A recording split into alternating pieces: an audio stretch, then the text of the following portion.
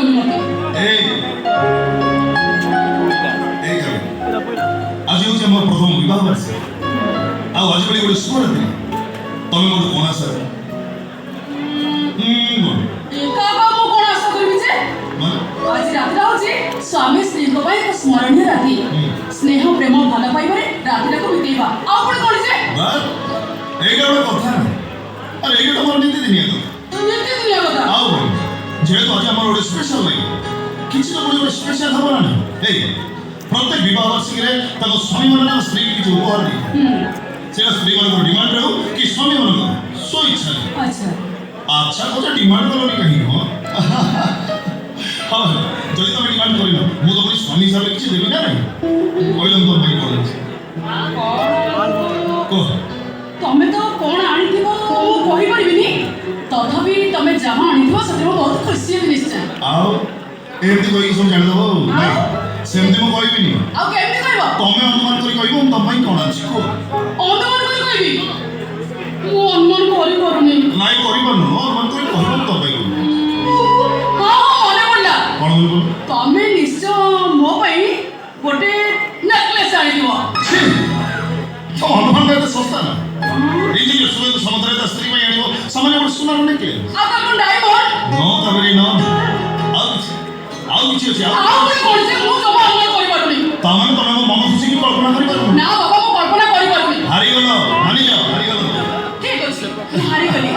ଏଥର କଣ ଉପହାର ଆଣିଛ ମତେ କୁହ। ଏମିତି କହିଦେବି ନା ଆଉ କେମିତି? ତମେ ମୋ ସାମ୍ନାରେ ଠିଆ ହବ ଆଖି ବନ୍ଦ କରିବ। ଠିଆ ହେଇଛି ତ? ନା ସେଠି ନୁହଁ ଏଠି। ତମେ ଆଖି ବନ୍ଦ କରିବ ତାପରେ ମୁଁ ଉପହାରଟା ତମ ହାତରେ ଦେବି। ତାପରେ କହିବ ଉପହାର ତମ କେମିତି। ଆଖି ବନ୍ଦ କର। ଠିକ୍ ଅଛି ମୁଁ ଆଖି ବନ୍ଦ କଲି। ଏଥର କଣ ଉପହାର ଆଣିଛ ମତେ ଦିଅ। ଇଏ ନୁହଁ ଆଖି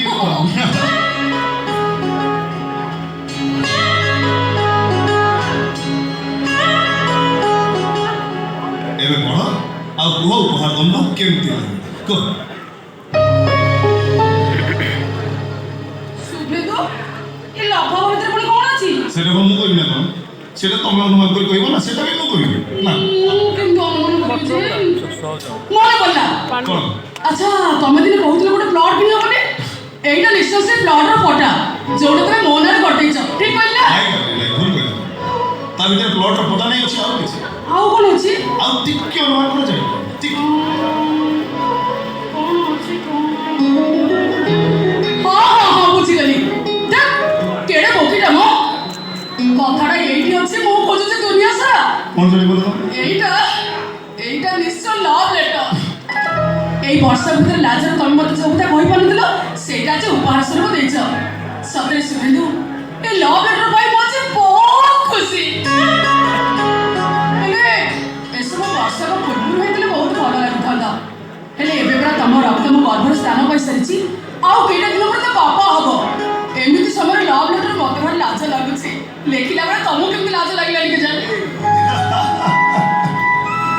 ସେ ଲଭ୍ ଲେଟର ଧରିକି ପଢ ନା ଦେଖିବ ଆମ ଉଭୟ ମନର ଲାଜ ଆପେ ଆପେ ଛାଡ଼ିଯିବ। ପ୍ଲିଜ୍ ପଢ।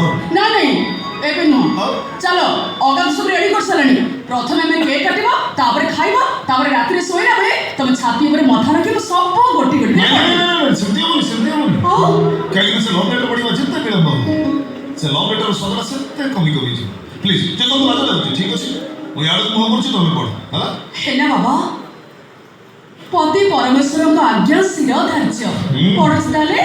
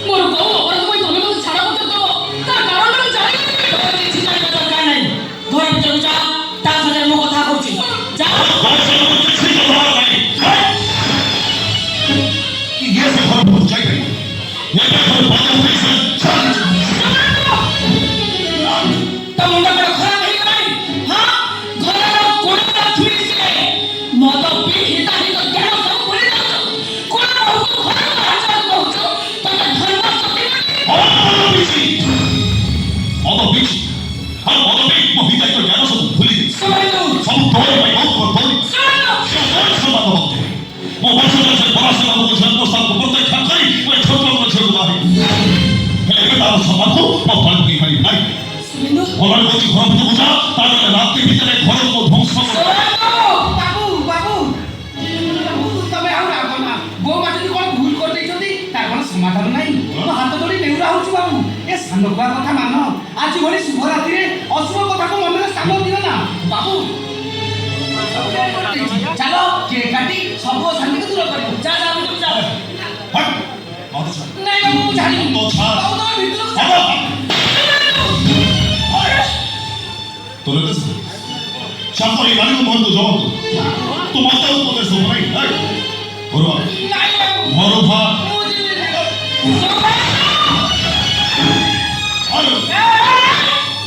ତୁ କ'ଣ ସତରେ ପାଗଳ ହେଇଗଲଣି? ହଁ? ଅଗାଧୁଆ କ'ଣ ଭୁଲ କଥା କହିଲେ ତାକୁ ହାତ ଉଠାଇ ମାରିଦେଲୁ। ବହୁତ ଘର ଭିତରକୁ ଯିବୁ ନା ନାହିଁ ସୁବ୍ରତ, ଚାଲ ଘରକୁ ଚାଲ ଆରେ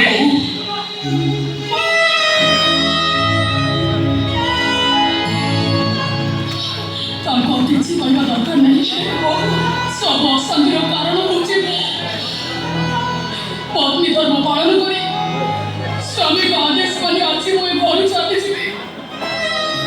କିନ୍ତୁ ଯିବା ପୂର୍ବରୁ ମୋ ସ୍ୱାମୀଙ୍କ ମୁହଁରୁ କେତେଟା ପ୍ରଶ୍ନର ଉତ୍ତର ମୁଁ ଜାଣିବାକୁ ଚାହେଁ। কি প্রশ্ন ବର୍ତ୍ତମାନ ମୁଁ 3 ମାସର ଗର୍ଭବତୀ। আমার আপনার সাথে আমার কি সম্পর্ক କେବେ ସମ୍ଭବ ନାହିଁ।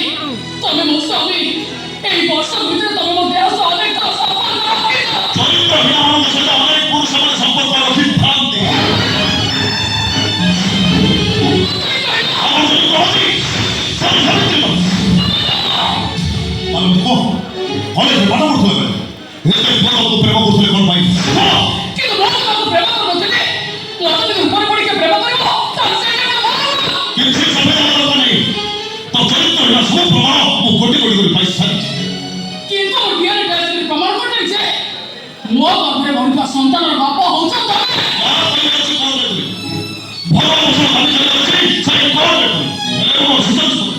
ବାକି ତ ମନ ତମ ସହ କାଟି ପାରିବି ନାହିଁ ହଉ ତା ବୁଝା